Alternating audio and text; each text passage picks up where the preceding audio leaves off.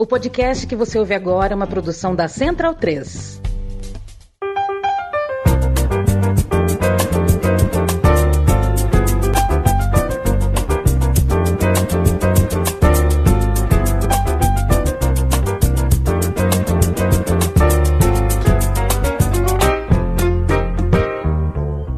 O amigo e a amiga da Central 3 e do podcast Meio Campo é muito bem-vindo e muito bem-vinda. Hoje é dia 25 de novembro, a gente entra no ar ao vivo no canal do Meio Campo.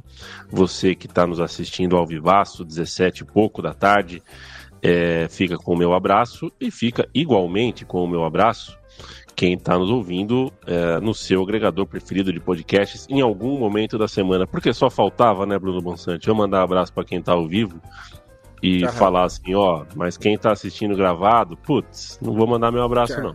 Não, isso daí que se danem, né? É isso que você quer dizer. Exatamente.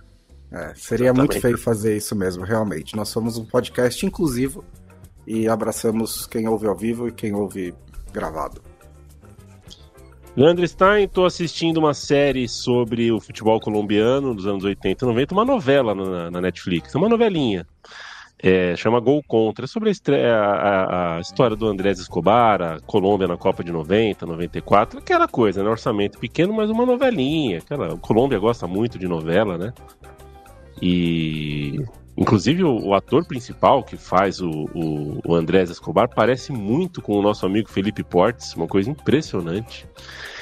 E eu nunca imaginei, viu, Leandro Stein, que eu fosse a essa altura da vida assistir uma cena com o Leonel Álvares, Pereira, Higuita e Andrés Escobar, todos de cueca azul, dentro de um pai de santo no interior da Colômbia para tentar resolver um problema de tornozelo que um dos jogadores tinha.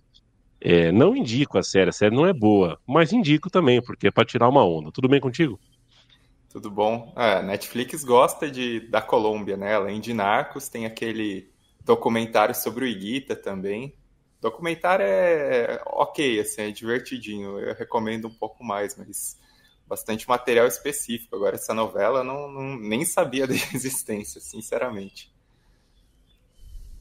O algoritmo foi pai comigo, porque eu falo com as pessoas, nem o Matias, que recebe tudo que vai acontecer no continente, ele recebe antes, numa mala direta especial, que só ele tem. Esse cara tem amigo, viu, Stein? Impressionante. O cara vai pro Rio de Janeiro, 30 amigos. Vai pro Porto Alegre, 40 amigos. O cara fica amigo do prefeito de Brampton, né? Assim. O Matias é coisa de louco. Matias, acha balada pra tocar aqui em Maceió, que você será muito bem-vindo. Um quarto de hóspedes aqui, viu? Eu colo, só chamar. Falar com o Cleiton Rasta, né, que é ali de Alagoas, debochar legal. Aliás, eu estive em Porto Alegre, né, joguei em pé de Copa e fui sorteado no time do Paulo Júnior e chegamos à final. Em 3 disputas de pênalti, né? Quartas, semifinal, todas disputas de pênalti. Eu converti os meus 3. Agora vocês perguntam pro Paulo se ele converteu os dele. Paulo Júnior chorou de madrugada por ser vilanizado na disputa em pênalti, que é uma fábrica de vilões. Só perde Matias quem Pinto, bate.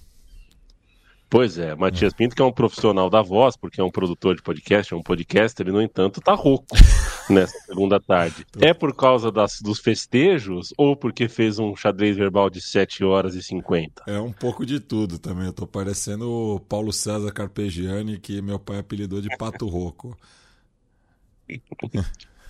Ouçam o xadrez verbal dessa semana, 10 entrevistas exclusivas, mais um material muito grande, pulou uma semana, acumulou com G20 e tudo mais, então um material muito, muito denso, muito cheio de coisas. No entanto, sem as eleições uruguaias, a gente tem aparentemente uma boa notícia no Uruguai. Ficaremos de olho em como vai se movimentar a política daquele país. Felipe Lobo, eu vou começar a pauta com você. Antes, mandando um abraço específico para um dos nossos ouvintes, o Caio César de Viveiros, que escreve assim: fico tão feliz quando vocês priorizam o futebol nacional. A gente quebrou um pau hoje na hora do almoço, porque o Bruno Bonsante queria que o programa fosse 60 minutos de Liverpool, né? Se o Salah... Perdi. A taça está perto de Liverpool. A gente tá no roteiro, né? O campeonato inglês está no roteiro. O Liverpool disparou e a gente sabe o quanto é difícil hoje em dia disparar na Premier League sem usar uma camisa azul clara, né? E o Liverpool está conseguindo isso. Mas antes de falar de Europa, de Inglaterra, vamos falar um pouquinho do que aconteceu no nosso continente. O Racing é campeão da Sul-Americana, atropelou o Cruzeiro no primeiro tempo, tomou o seu susto no segundo tempo, mas em nenhum momento deixou de merecer a conquista. Invasão da torcida do Racing, cerca de 80% das pessoas que cruzaram a fronteira eram argentinas, contra 16% de brasileiros. Então a torcida do Racing fez um papel muito grandioso. O time jogou muito bem, começou num outro patamar ali. Parecia muito mais dentro do jogo do que o Cruzeiro. O Cruzeiro começou apático, se assustou muito rápido com o jogo. O fato é que, muitos anos depois, e pela primeira vez no século, o Racing é o campeão. Eu estou enrolando aqui, Felipe Lobo, porque eu estou vendo que você está um pouco intranquilo aí. Alguma coisa está acontecendo, não sei se é cachorro novo, cachorro bebê. É que o pequeno Messi aqui está causando, mas tá tudo certo. Ele quer morder as coisas, ele resolveu morder o meu pé agora. Pronto, vamos lá. Muito boa tarde, Lobo. Boa tarde. Bom, a gente esperava um grande jogo entre Cruzeiro e Racing e acho que entregou. Não foi tão bom pro cruzeirense. O Racing foi avassalador no primeiro tempo, né? E eu acho que até teve uma coisa que você colocou no Twitter, que eu acho que... no Twitter, no Blue Sky, eu não lembro em qual, acho que foi no Twitter. Você colocou que o gol que não valeu, o primeiro, né, que foi anulado por impedimento, aquelas coisas do impedimento no começo da jogada, ele não valeu no placar, mas o psicológico do gol pesou, né? Porque o gol veio logo em seguida, o gol que valeu veio logo em seguida, um gol com uma dose de sorte, né? Mas eu acho que o peso da decisão caiu muito nas costas do Cruzeiro ali, e acho que o Cruzeiro nunca conseguiu se recuperar. O segundo tempo foi bem melhor, né? Mas já estava com 2-0 nas costas, né? E o Racing me pareceu um time mais experiente para lidar com essa situação de decisão e de saber ali como controlar os nervos e tudo. O Cruzeiro não fez uma boa partida, né? Não esteve nos seus melhores dias, como a gente já viu, principalmente no primeiro turno do Brasileiro, né? A gente via um Cruzeiro bem melhor. O Matheus Pereira mesmo, que é um jogador... já falei aqui mais de uma vez, é um jogador que tem potencial para brigar por vaga na seleção brasileira, mas não fez uma boa partida também. O time sofreu muito na criação de jogadas. No começo, no primeiro tempo mesmo, o Cruzeiro foi amassado muito porque a saída do Cruzeiro foi muito pressionada de uma maneira muito eficaz pelo Racing. E não é só uma questão de o Cruzeiro quis dar uma saidinha, que tem essa coisa, né, do Fernando Diniz, que mas é a saidinha. E nem foi o caso exatamente, porque o Cruzeiro, não é que o Cruzeiro saiu perigosamente e aí perdeu uma bola, né? Assim, a saída que resulta no gol e tal, que acaba dando errado, foi uma saída de puro mérito do Racing de pressionar alto e fazer uma pressão coordenada, né, de colocar todos os jogadores nas posições certas. Então o Racing fez uma partida muito melhor e acaba coroa esse título, que tem uma importância histórica, a gente já fala disso, mas a trajetória do Racing nesse campeonato, nessa Sul-Americana, é de tirar o chapéu, né? Considerando que não só eliminou 3 times brasileiros, como eliminou jogando melhor em todos eles. Não foi por um acaso. Não foi porque achou um gol e se defendeu e tirou, né, um coelho da cartola. Em todos os confrontos, o Racing foi superior e sai com a vitória. Acho que isso é um mérito muito grande neste momento histórico que a gente vive, que os brasileiros são muito mais ricos, né, e têm acesso a muito mais jogadores de nível, mas a gente viu um Racing preparado para ganhar e com uma diferença que também eu acho fundamental para terminar. O Racing tratou a Sul-Americana como uma prioridade, inclusive, por vezes, poupando jogadores na Liga Argentina. Quando precisou escolher, o Racing não escolheu tanto. Raramente o Racing colocou um time inteiro reserva. Aliás, não colocou inteiro reserva nenhuma vez. Quando precisou poupar, poupou alguns jogadores no Campeonato Argentino. Então, acho que tá a 5 pontos do líder Vélez com um jogo a menos, né? Então, ainda tá na briga. Então, acho que são duas coisas importantes. Priorizou a Sul-Americana, que é algo que a gente não vê acontecer aqui, né? O Brasil não prestigia a Sul-Americana. E o segundo não poupar inteiro, que é o que acontece muito aqui. Se o Botafogo, que a gente vai falar já, jogasse contra o Atlético Goianiense, um time mais fraco, tenho certeza que colocaria 11 reservas. Talvez nem colocasse os titulares no banco. Porque a gente vê acontecer muito isso aqui. Claro que o calendário brasileiro é uma porcaria, um dos piores do mundo, mas saber equilibrar isso também é importante. O Racing soube, e aí ganha o título da Sul-Americana, e agora ainda tem chão para brigar, ainda tem fôlego para brigar na Liga Argentina. Sobre o Racing, sim, a partida é uma coisa, além disso que o Lobo destacou da maneira como o Racing mordeu de início, né? E aí acho que a falta de temperatura do Cruzeiro, ela corresponde também um pouco ao elenco do Cruzeiro, né? Um elenco jovem, de muitos jogadores talentosos que surgiram bem no Brasil, não necessariamente desenvolveram como esperado na Europa e voltaram, mas foi um time que pareceu não sentir a temperatura do jogo como o Racing sentiu, né? E a estratégia de jogo do Racing no primeiro tempo, eu achei que foi muito inteligente, porque ocupou mais o lado direito do campo, né? Especialmente deslocando o Quinteiro, e o corredor pela esquerda foi o que funcionou muito, né? Funcionou no gol anulado, depois funciona no segundo gol. O Salas fez uma grande partida, acabou sendo uma das forças do Racing nesse jogo, né? E assim, de personagem do Racing, é inescapável falar o que foi o Gustavo Costas nesse jogo, né? Porque assim, a intensidade que ele viveu aquilo, a maneira como toda hora focavam nele, na hora do gol anulado, na hora do gol marcado. E é um treinador com uma história imensa do Racing, né? Eu fiquei até pensando, recapitulando um pouco a história dele, para ver como ele passa por diferentes momentos do clube, né? Primeiro que na década de 60, quando o Racing tinha o seu maior time, né? Que foi campeão da Libertadores, o maior time da era profissional, era uma potência dos tempos amadores. Mas em 67, quando ganha a Libertadores Mundial, o Costas era mascote e, assim, mais simbólico, o senhor que entrou com a taça no início do jogo ao lado do Ricardinho, né, o Juan Carlos Rulli, que foi jogador do Racing, campeão do mundo, ele era o cara que carregava o Costas como mascote para dentro de campo, né, e assim, cresceu como torcedor do Racing, numa família racinguista, num período em que depois o Independente passou a dominar a Libertadores, né, então ele tem esse relato de como a infância dele depois, quando ele está um pouquinho maior, acaba sendo difícil por esse período de domínio do Independente e o Racing amargando períodos piores, né? E aí, quando ele surge na base do clube e vira profissional, ele acaba enfrentando o período de Série B do clube, depois que a gente já falou no programa de sexta, né?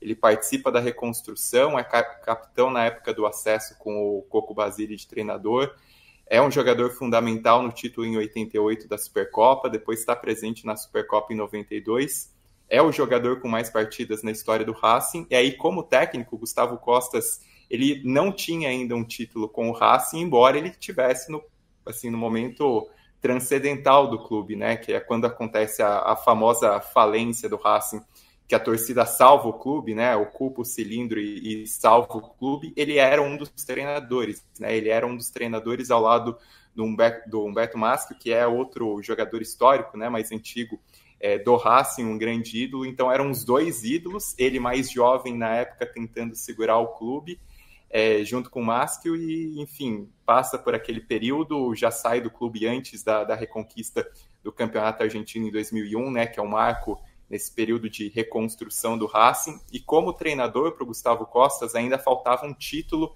que representasse ele na grandeza do clube e nessa reconstrução também do Racing pós-99, né? E ele, assim, tinha sido campeão peruano com a Alianza Lima, campeão paraguaio com o Cerro Porteño, campeão colombiano com o Independiente Santa Fé, campeão equatoriano com o Barcelona de Guayaquil, ainda não tinha um título na Argentina, vem com o título internacional com o Racing, que encerra esse ato de 36 anos desde a Supercopa de 88, e que parece amarrar toda essa história dele como uma lenda do clube, né? Definitivamente como uma lenda do clube, agora também como treinador.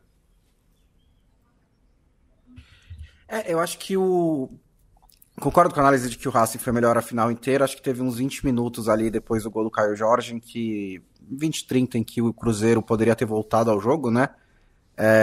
Acho que não foi uma partida ótima do Cruzeiro, teve alguns bons momentos, inclusive do Matheus Pereira e do Matheus Henrique, né, na criação, mas no geral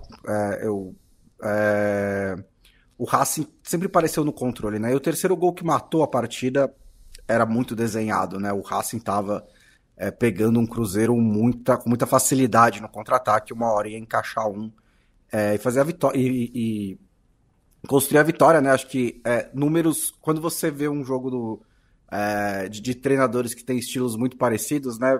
Algumas coisas são meio que muito claras. Quando um time que joga com posse de bola como o Fernando Diniz e teve 70% na partida, né?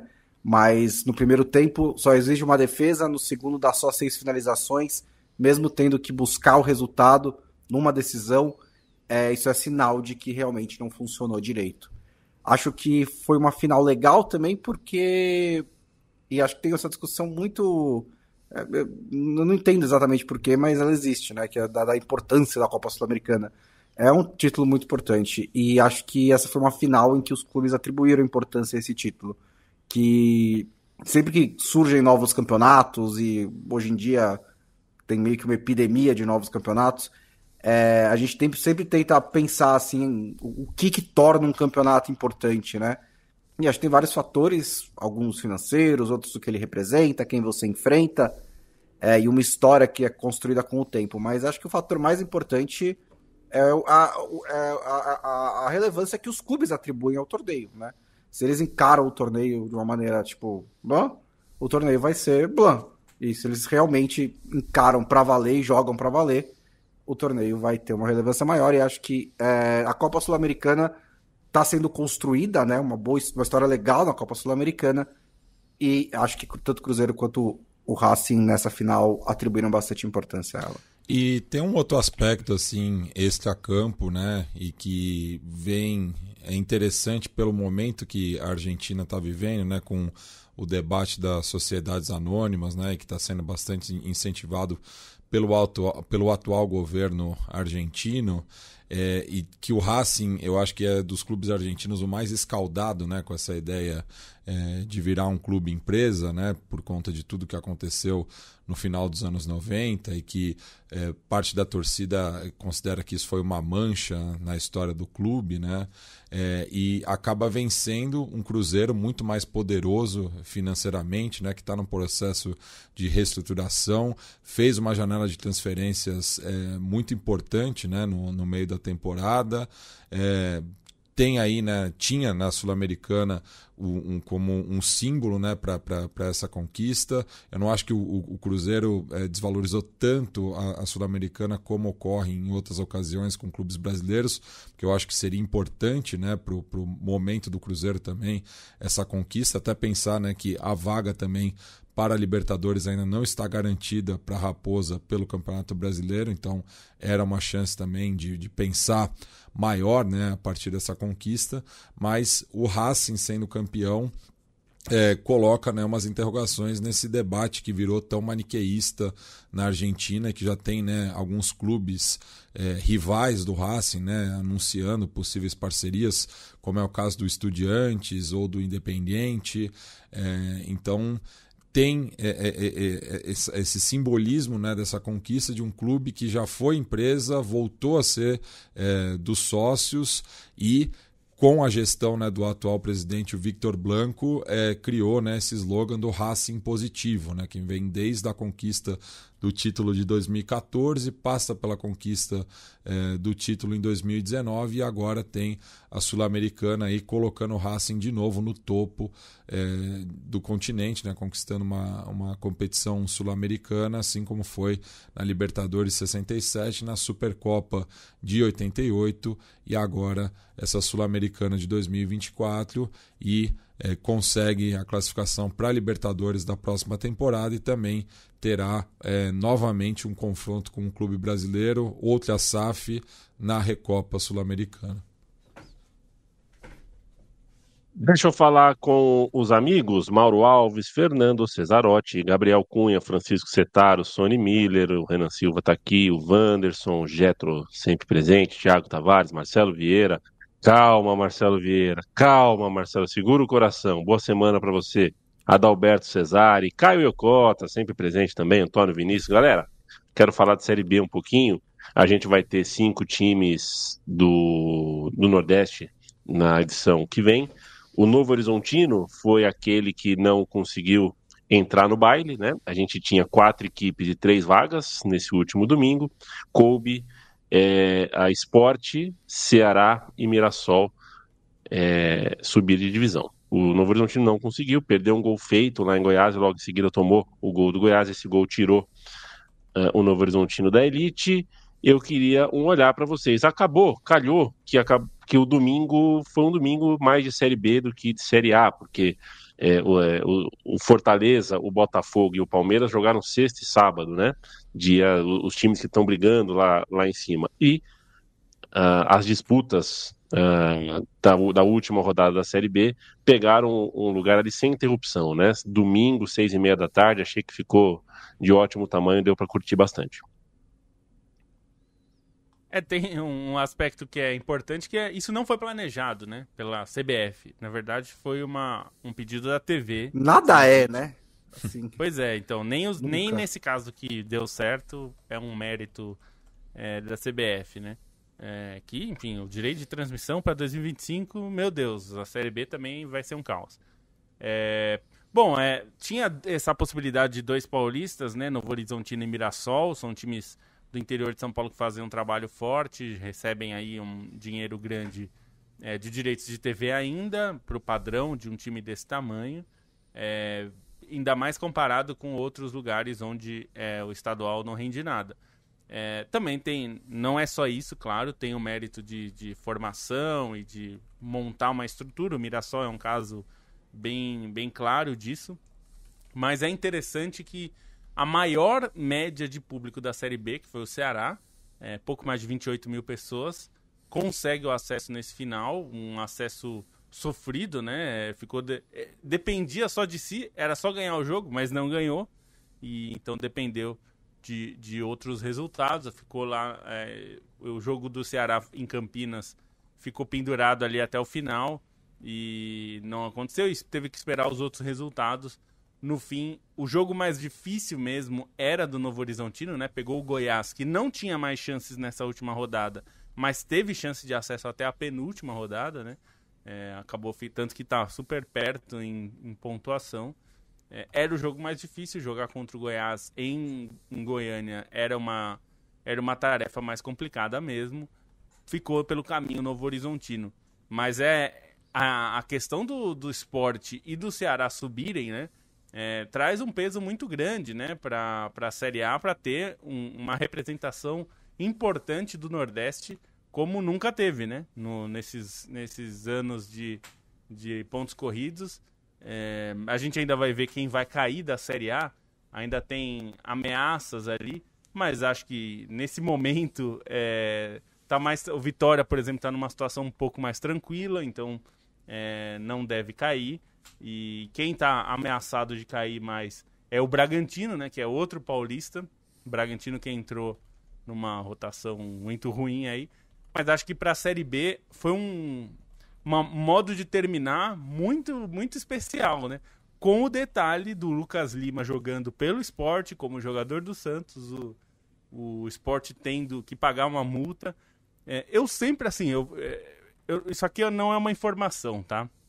Eu já ouvi pessoas questionarem, pessoas de dentro do futebol questionarem, mas eu não tenho como comprovar isso, mas que essa coisa de multa, né? Você paga a multa para usar o jogador. A rigor mesmo, se um clube levar isso a ferro e fogo e brigar, inclusive em instâncias como a FIFA, provavelmente ele ganha, que não tem que pagar essa multa. A FIFA já deu ganho em casos, por exemplo, para lembrar um caso muito famoso, na época da Champions, o Courtois, ele era do Chelsea, emprestado ao Atlético, e aí a FIFA, enfim, disse que não poderia ser impedido do jogador jogar E essa questão da multa é colocada como algo que não faz sentido. Então, assim, se um clube levar muito a sério, ele pode simplesmente não pagar e ver o que vai acontecer. Mas, enfim, a informação era que o Sport pagaria a multa de R$500 mil para usar o Lucas Lima. Se precisou pagar, e é um grande C, eu tenho minhas dúvidas se os clubes realmente pagam isso, né? Vocês não pagam nem salário, em muitos casos. Mas, enfim, usou o Lucas Lima, e o Lucas Lima foi super decisivo contra o Santos. E acho que vale dizer que o Santos termina de uma forma melancólica a Série B, né? Terminou ali, depois do acesso... É a pior campanha de um campeão, se eu não me engano. Pois é, uma campanha muito ruim, pensando do tamanho do Santos e tudo mais. Então acho que é bem compreensível que a torcida tenha ficado tão brava com o time. Mas acho muito, muito legal que tenha o Sport e o Ceará, 2 times de média de públicos alta, né? O Ceará, a melhor média de público da Série B. Eu entendo, muita gente ficou empolgada com o Novo Horizontino e o Mirassol, mas eu vou lembrar que os 2 têm média de público de menos de 4 mil pessoas por jogo. Eu sei que isso não quer dizer nada. O time tem direito de estar na Série A pela campanha, não pelo tamanho da torcida ou pela média de público. Mas é sempre ruim quando um time sobe e os times que sobem têm mais chance de cair. E aí no meio do campeonato está dando 3 mil pessoas no campeonato.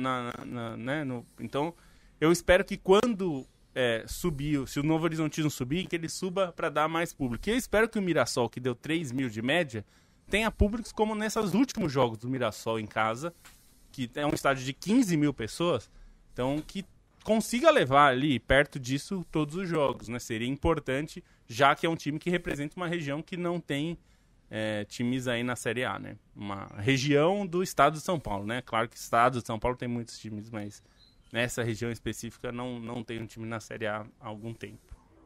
Eu poupo um pouco essa discussão quanto ao público de Mirassol e Novo Horizontino, mais pelo tamanho das cidades, né? Isso aí acaba também entrando no contexto. Do Mirassol, acho que vale destacar, assim, para mim, o ponto da virada do Mirassol acaba sendo aquele jogo contra o São Paulo no Paulistão de 2020, né? Que é um jogo que o time o elenco do Mirassol está com muitos problemas por conta de Covid, por conta de jogadores dispensados, enfim, de contrato, e desde então começa a ascensão do Mirassol, uma ascensão mais concreta, né? Assim, já falamos bastante sobre como o clube tem uma boa estrutura, como o clube soube fazer o investimento a partir daquilo que conseguiu receber de lucro em relação a jogadores formados nas categorias de base, mas tem essa ascensão a partir de 2020, a partir desse momento, com os 3 acessos, né, encadeados, que acaba sendo um marco inicial para a gente considerar a ascensão do Mirassol, e aí um mérito do Mirassol é a manutenção dos técnicos, né? Se a gente for considerar, assim, mais ou menos nos últimos 8 anos, o Mirassol teve praticamente 8 técnicos, 4 técnicos um pouco mais fixos, né? Pensando em Moisés Egert, pensando no Ricardo Catalá, no Eduardo Batista e agora no Moser. O Moser que está desde maio de 2023, conquista um acesso que bota a carreira dele em evidência, né? Depois de algumas vezes bater na trave ali, algumas vezes ser visto com desconfiança, e o elenco do Mirassol ele acaba refletindo, né? Alguns caras que têm nome, são rodados, mas não necessariamente já vinham em período de mais baixa na carreira, né? O De La Torre acaba sendo decisivo, o Gabriel teve peso como capitão, né? O Gabriel Meia, ex-Flamengo, ex-Bahia, o próprio Alex Muralha no gol, então o Mirassol ainda teve essa questão de reerguer, né? Reerguer seus personagens. E no caso do Sport e do Ceará, vale o destaque também para os 2 treinadores, né? Porque foram campanhas oscilantes e os 2 treinadores foram importantes para ter um pouco mais de estabilidade e conseguir ter o fôlego necessário nessa reta final, né? Enquanto o Novo Horizontino ficou 19 rodadas seguidas na zona de acesso e acaba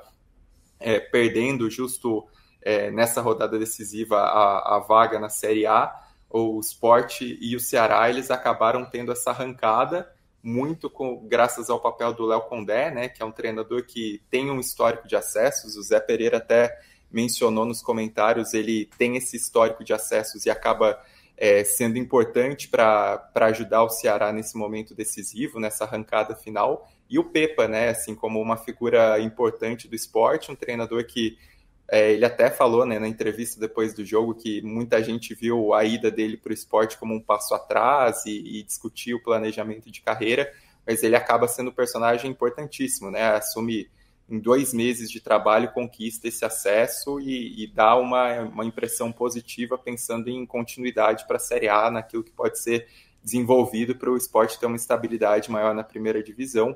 Futebol pernambucano, principalmente precisando também, né, desse reerguimento, pensando aí no contexto de Nordeste, né, como o estado do Ceará e o estado da Bahia acabam se destacando dentro desse contexto, essa volta do esporte também é importante pensando para o contexto de Pernambuco. Vou mandar um abração pro Zé Pereira, né, que está aqui ao vivo. Assisti um pouquinho do Brasil ontem, Brasil e Panamá. O Brasil vai jogar a Copa América. Tá na hora de ganhar a Copa América de basquete, né, gente? Tá na hora. Tá na hora. Acho que a gente não ganha desde 2009, 2005, sei lá, acho que 2009. Tá na hora. O Brasil, em Belém, venceu o Panamá, venceu o Uruguai, vai para a Copa América e acho que já faz algum tempo que o Brasil não chega na Copa América com essa força, né? É a força de quem, afinal de contas, jogou um mata-mata de Olimpíada, e a Argentina, que outrora era a favorita e foi a favorita por muitos anos, deixou de ser. Acho que dá pra gente competir legal. Matias, deixa eu falar de Campeonato Brasileiro contigo, ou de Brasileiro mais Libertadores, ou especificamente do Botafogo. Não é sempre, na verdade é raro, que a gente tenha a chance de ver uma rodada 36 de pontos corridos, com líder e vice-líder empatados e eles jogando de novo, um contra o outro, ou seja, né, valendo de fato a liderança, confronto direto grandíssimo. E ainda mais raro é quando isso acontece com os dois times que fizeram algo semelhante no ano anterior. Né? Então é de fato um jogo bem diferente. Muito se fala, você não estava aqui na sexta-feira, não sei se você ouviu o podcast, mas um dos nossos ouvintes perguntou aqui se eu achava que o Botafogo estava com problema mental. Não acho que essa é a explicação, acho que essa é a explicação mais fácil. É claro que pressão há, não tem como, um time que faz há muito tempo que não ganha e pelo muito que investiu tem pressão. Mas acho que passa muito mais pela qualificação das oportunidades criadas, e o Botafogo contra o Vitória, mais uma vez, criou muitas oportunidades, mas não soube qualificá-las. Acho que queimou jogada muito cedo, às vezes tenta a bola ótima quando a boa já serve. Eu acho que o time do Botafogo está com problema ofensivo, porque defensivamente não acho que é o problema do Botafogo. Mas enfim, estou falando tudo isso porque não é sempre que um clube de futebol tem uma semana como essa. Uma rodada 36 valendo liderança contra o co-líder e uma final de Libertadores inédita para o clube no sábado. Né? A gente vai falar na sexta-feira mais de Atlético Mineiro e Botafogo em si, mas a gente está na véspera de um jogo muito específico e muito raro de campeonato de pontos corridos nessa terça-feira. Pois é, né? O Botafogo tinha uma gordura de 6 pontos para o Palmeiras, faltando 3 rodadas, né, para o confronto direto, e que é uma espécie de revanche, né, para os dois lados, né, porque o Botafogo por conta do Brasileiro do ano passado e o Palmeiras por conta da Libertadores desse ano. O Botafogo, né, vivo nas duas competições citadas, não conseguindo dosar muito, né? Eu acho que é um elenco bom, mas ele não é tão profundo, né? Para algumas posições não tem tantas opções assim. E vem, né, data FIFA também, né, que o Botafogo tem vários desfalques, empatou 3 jogos que pareciam mais acessíveis, né? 2 deles em casa contra equipes que ficaram na parte de baixo da tabela o tempo todo, aquele jogo maluco com o Atlético Mineiro no Independência vazio, e que já deu o tom também, né, de como essa final está sendo encarada, né? Enquanto que o Atlético está com foco total nessa final da Libertadores, ainda mais de perder a final da Copa do Brasil. Então é aquela reta final, né, de temporada, no qual não só o psicológico, né, mas também o físico, a parte técnica mesmo, né, começa a faltar um pouco de perna por conta desse desgaste.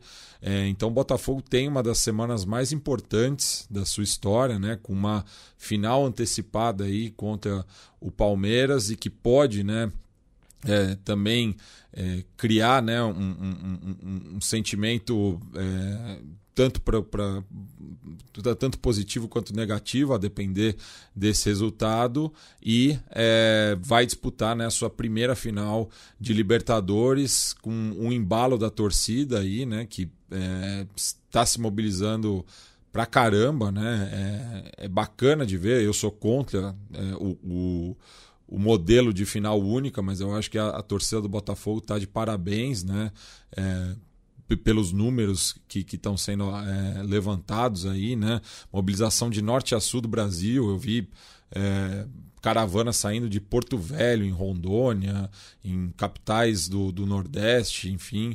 Mostra aí, né, a força nacional da torcida do Botafogo, que vai disputar esse momento único na sua história, e pode ser o primeiro de muitos agora, mas essa sensação, né, de primazia ninguém vai tirar de torcedores do Botafogo de diversas gerações, mas tem esse acúmulo todo, né? E ainda mais pensando na frustração da temporada passada, é um desafio em tanto, né, para o Arthur Jorge e sua comissão técnica.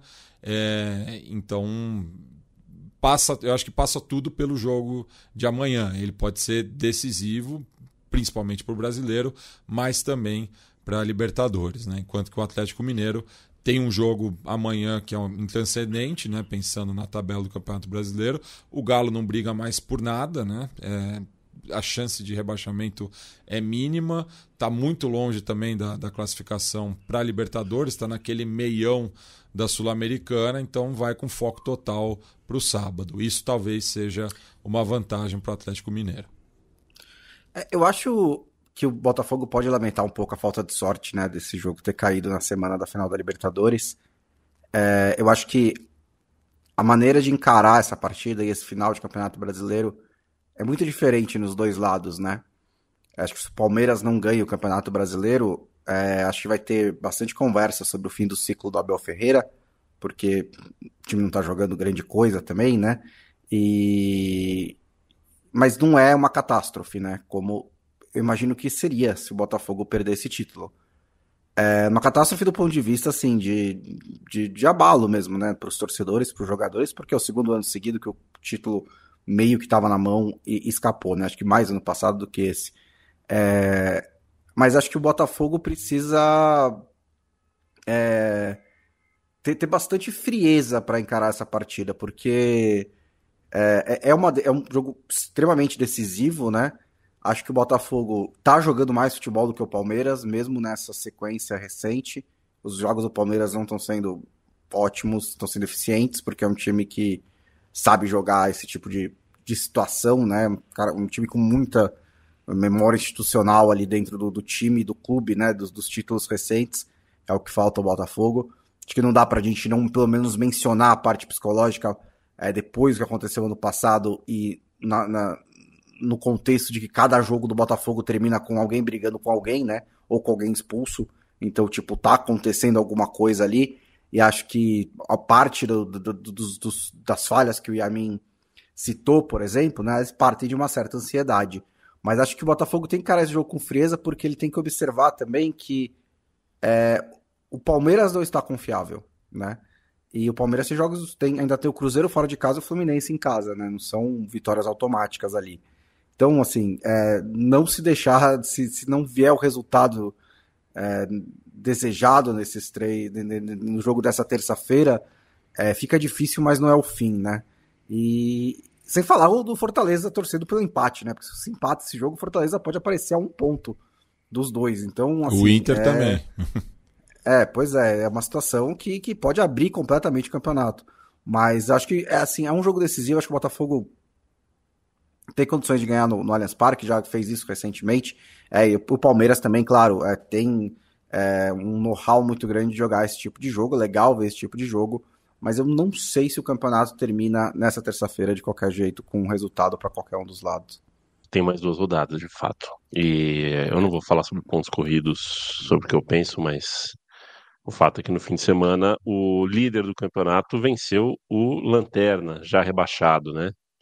E num sábado à noite, assim, pouca gente assistindo, o Matias não impede Copa, ninguém assistiu direito. Sei lá. Quando a gente tem um jogo desse tamanho, desse Palmeiras e Botafogo, o contraste fica um pouquinho grande. O contraste é potente, é poderoso. Mas, ô Lobo, tem um país que se acostumou, né? Acho que é o país precursor da ideia de liga, de pontos corridos. Desde 1806, futebol inglês é disputado em pontos corridos. A segunda divisão da Inglaterra, não. E eu acho que os outros países, até Brasil, que tudo bem, claro tá que é. consolidado. Peraí, sim. A segunda divisão é disputada por pontos corridos. Aqui tem um playoff depois, né? Mas o campeão... Tem um playoff depois. Mas Isso. não pro campeão e nem pro segundo, né? Só pro campeão do terceiro pra baixo. Sim, cometi isso, tem pontos corridos, mas depois tem uma fase final. E até algo que eu acho que o Brasil deveria fazer. Não precisa ser que nem na Argentina, que o Nueva Chicago está num limbo aí. O Nueva Chicago, por exemplo, já passou por 600 fases depois dos pontos corridos e ainda não é a hora do acesso. Sempre tem uma fase a mais.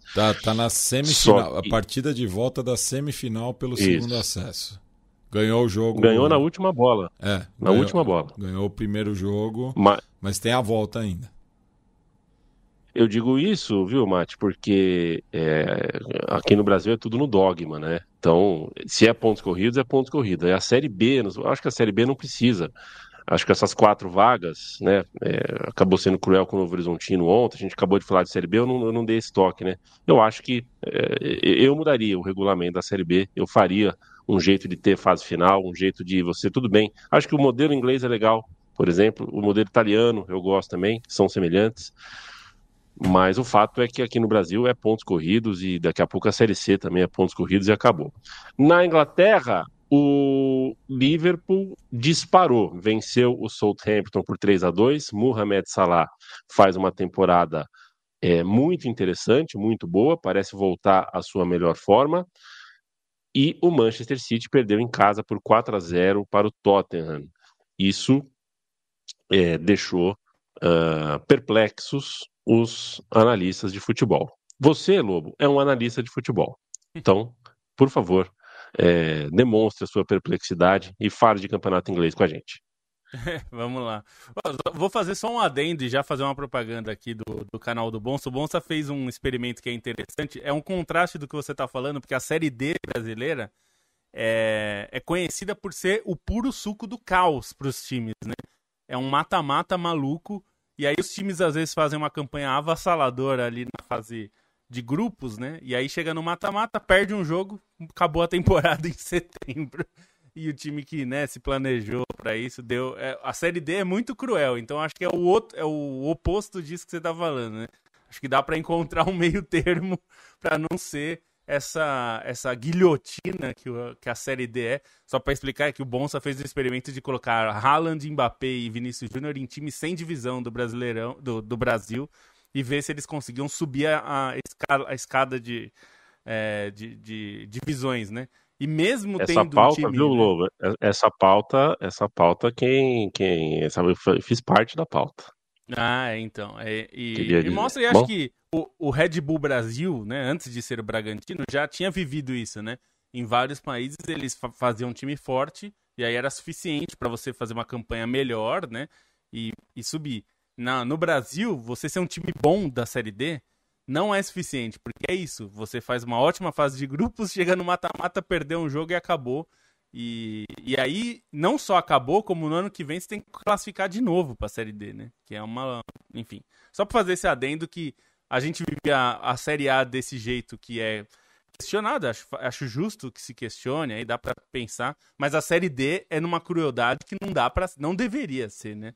É muito brutal pra uma série que, se você for eliminado, você não tem divisão, né?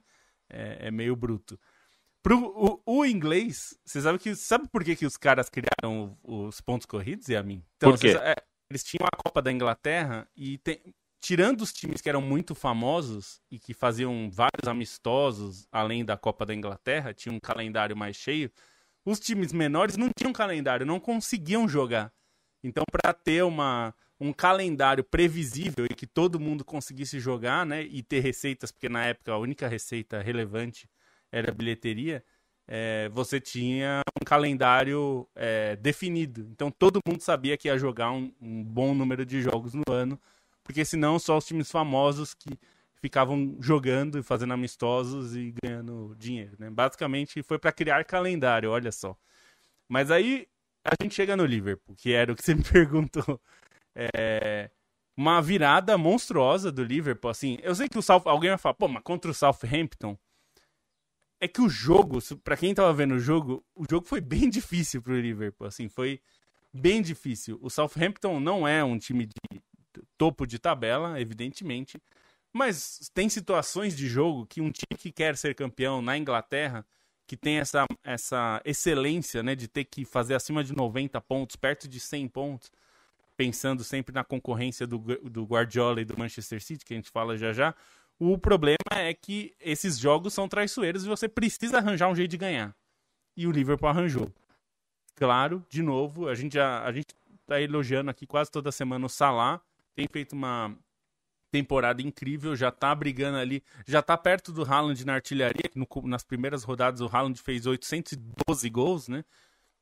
E aí parecia que ia fazer um caminhão de gols, talvez ainda faça, mas agora o Salah já está na briga pela artilharia, né? O que mostra o quanto tem sido consistente esse Liverpool. 8 pontos de diferença a essa altura, nós estamos no dia 25 de novembro nessa gravação, não definiu o campeonato, evidente, mas é uma distância bem relevante. Se o Liverpool conseguir sobreviver a essa fase final de ano, né, que é um massacre de calendário na Inglaterra, né, e chegar ali em janeiro respirando com algum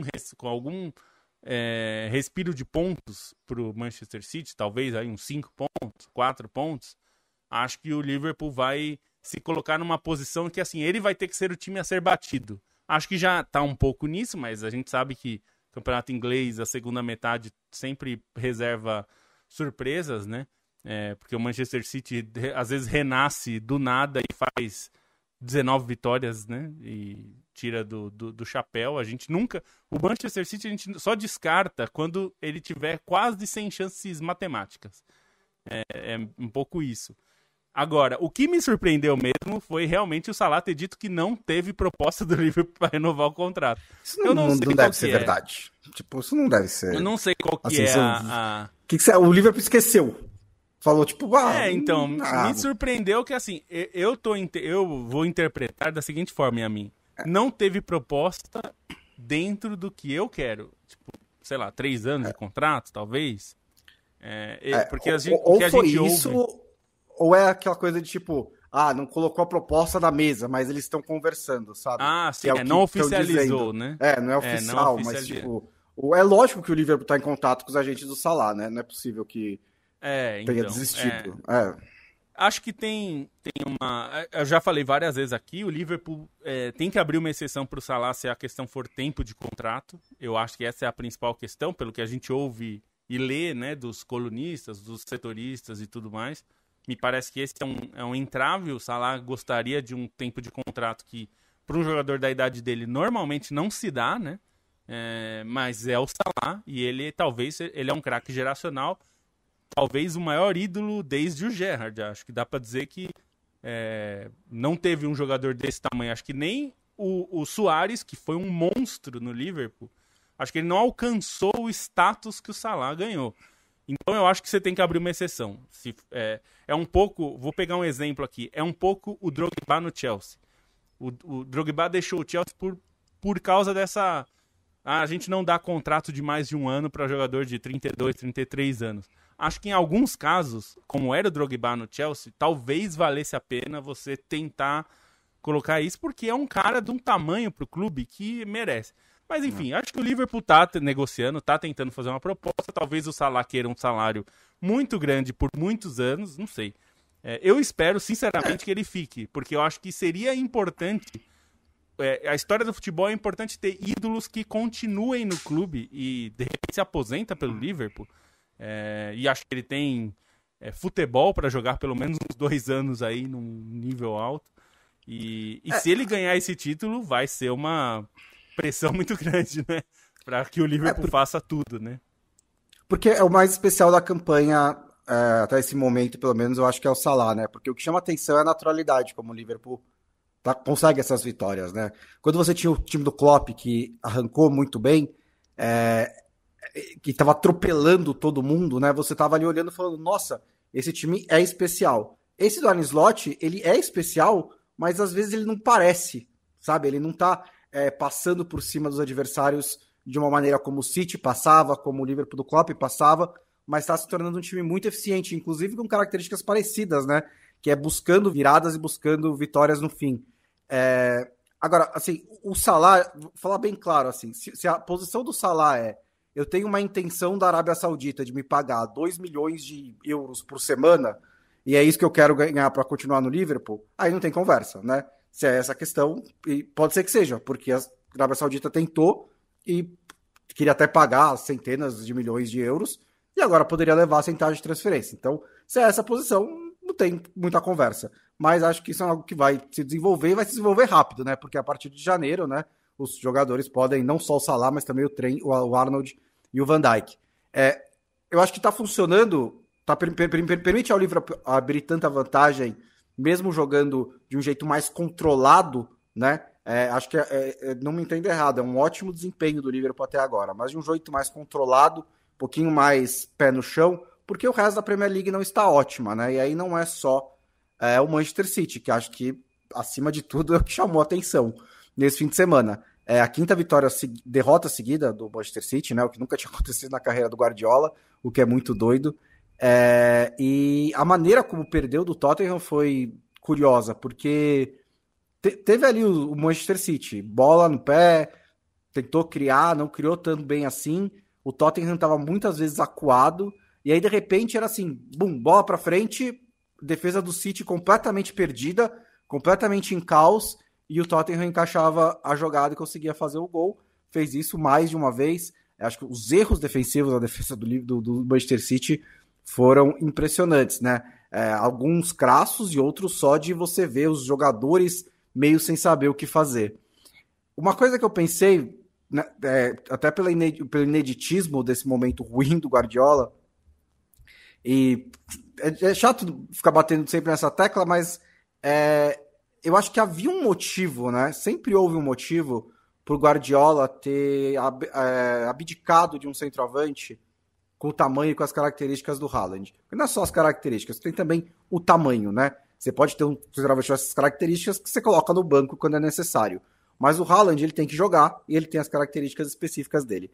O Guardiola fez o cálculo de que valeria a pena mudar de ideia nesse momento do Manchester City, e ele estava certo. Ganhou a Premier League, ganhou a Champions League, ganhou a Tríplice Coroa. Mas acho que a presença de um centroavante como esse abaixa um pouco o piso do Manchester City, porque abaixa a eficiência coletiva, que é o que constrói esse piso, que é o que dá mais regularidade, que eu acho que ao longo de 15 anos de carreira foi porque o Guardiola nunca tinha perdido 5 jogos seguidos. Porque, eventualmente, ele vira para os caras e fala, esqueçam que vocês são indivíduos, a gente vai jogar aqui no guardiolismo 100%. É mais difícil fazer isso com o Haaland. E acho que também tem outras questões, acho que não é só isso, mas foi algo que eu pensei vendo o jogo, e acho que tem outras questões também, lesão, e um fim de ciclo, assim, não do Guardiola em si, acho que ele renovou o contrato nessa semana, acho que foi curioso até que tenha tomado uma porrada na semana em que renovou o contrato, mas de alguns jogadores de um elenco que está um pouco no meio do caminho. Stein, então, isso posto, a gente fecha a Inglaterra e a gente já está nos finalmente aqui. Eu queria um olhar seu para o que mais de muito interessante pode ter acontecido no futebol europeu nesse fim de semana, um futebol pós-data FIFA. Inglaterra teve grandes jogos, inclusive esse 0-4 do Manchester City, mas a gente tem também o Real Madrid ganhando do Leganés, por exemplo, o Barcelona, enfim, um tropeção que pode dar uma sobrevida, pode dar uma arejada no campeonato, né? Celta 2, Barcelona 2, enfim, deixo com você. Bom, vou dar uma pincelada rápida em vários cantos, então, da Europa. Da Inglaterra, só para complementar, acho que vale dar um destaquezinho para a vitória do Arsenal, né? Um 3-0 muito contundente, que o Saka foi muito bem, mas aí o destaque vale para o Odegaard, né? Que, assim, o time fluiu muito mais com ele e mostra que o Chelsea está muito bem.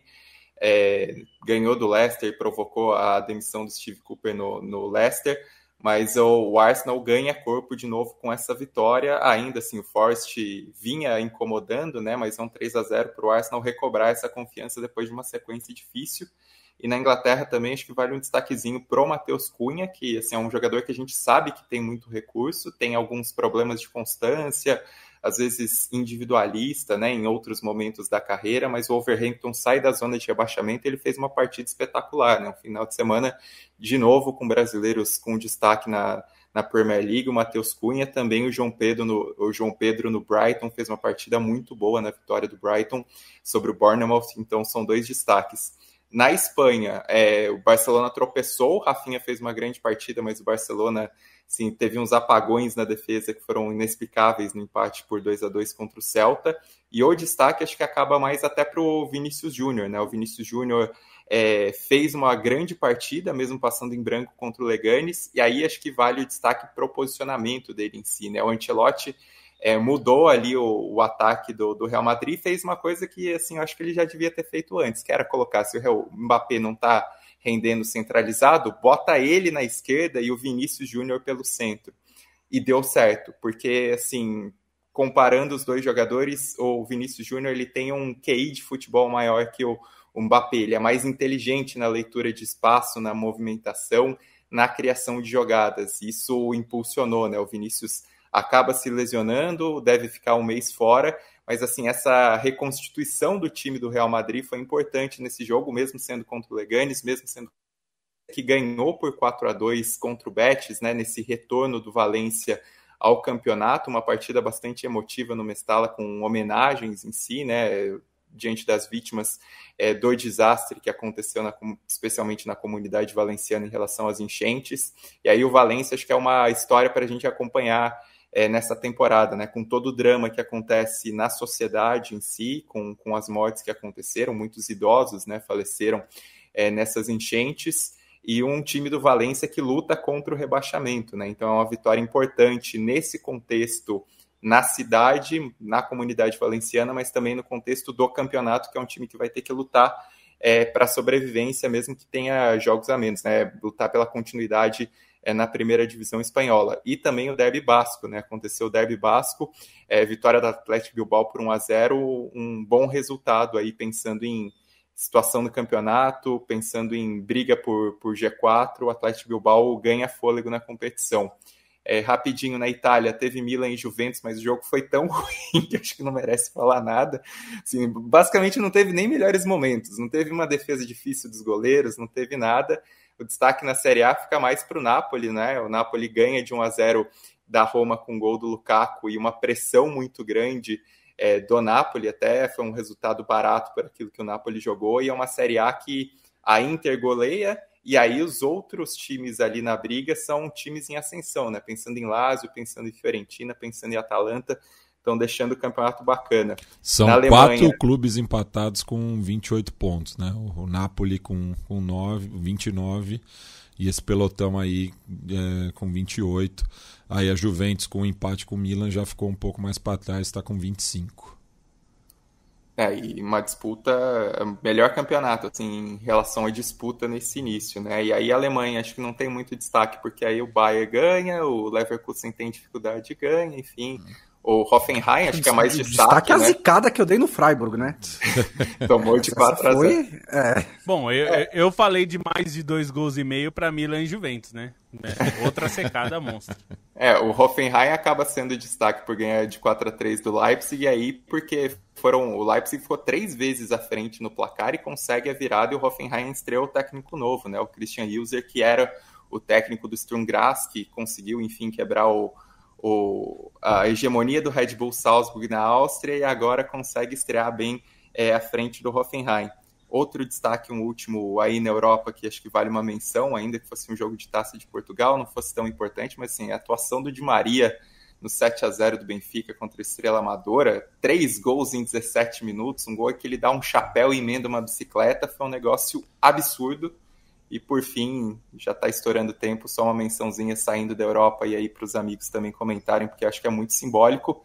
Marta campeã nos Estados Unidos, né? O Orlando Pride conquista o título da NWSL, né? A Marta tinha 2 títulos por 2 times diferentes na Liga Antiga dos Estados Unidos, foi campeã sueca, tem título de Copa do Brasil, tem título de Champions, tem título de Libertadores, mesmo que as pessoas esqueçam de tudo que a Marta já conquistou, além das bolas de ouro, mas esse título era muito simbólico, né? Porque o Pride, ele fez muitos investimentos, teve outras jogadoras renomadas, teve Alex Morgan em outros tempos, e faltava esse título, era um time que ficava muito abaixo das expectativas, e ganha com uma Marta brilhante, né? A Marta, assim, vem num momento fisicamente muito bom e isso tem ajudado a Marta a exibir a qualidade técnica que a gente conhece, né? Assim, o que ela fez na semifinal ficou muito evidente e foi muito emocionante, né? Para ela, com todo mundo indo abraçar quando conquista o título, as imagens da mãe dela nas arquibancadas, a maneira como ela, enfim,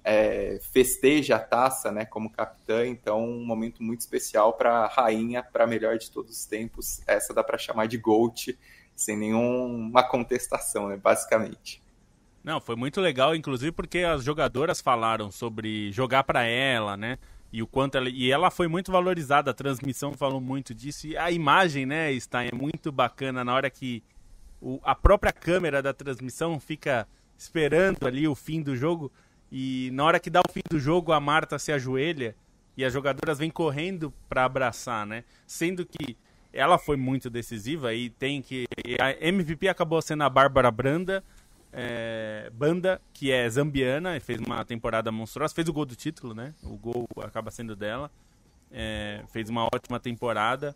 Ela foi ela é uma das concorrentes, mas a Marta pode ganhar o prêmio Marta. O prêmio de gol mais bonito dos Estados Unidos chama Prêmio Marta. E ela fez um gol tão espetacular na semifinal, né? Que é aquele que quem não viu ainda, eu sugiro que procure. Tava aonde, né? Que quem não viu esse gol tava não, se não aonde? viu, pelo amor de Deus. Mas se não viu, procure. Se você está ouvindo e não viu, contra o Kansas City, ela, enfim, faz um golaço. E ela até falou disso na coletiva, né? Será que vão dar o prêmio Marta pra mim? Ela foi, vocês que tem que votar, né? Não sou eu que escolho. Então é curioso. E você vê como significa. Ela tem títulos mais do que a maior parte das jogadoras vai ter, né, na vida. E comemorou como se nunca tivesse ganhado nada, né? Foi incrível mesmo. Amigos e amigas, este foi o podcast Meio Campo do dia 25 de novembro. Considere tornar-se membro do canal do Meio Campo no YouTube. Para a gente é muito importante ter esse tipo de apoio, assim como a gente tem o apoio da KTO. Eu sugiro também que você prestigie o canal do Bonsa sobre Futebol Manager, o Bonsa FM, e sobre games. O Lobo tem o seu canal chamado Próxima Fase. Hoje é dia 25 de novembro, na próxima segunda-feira já será dezembro.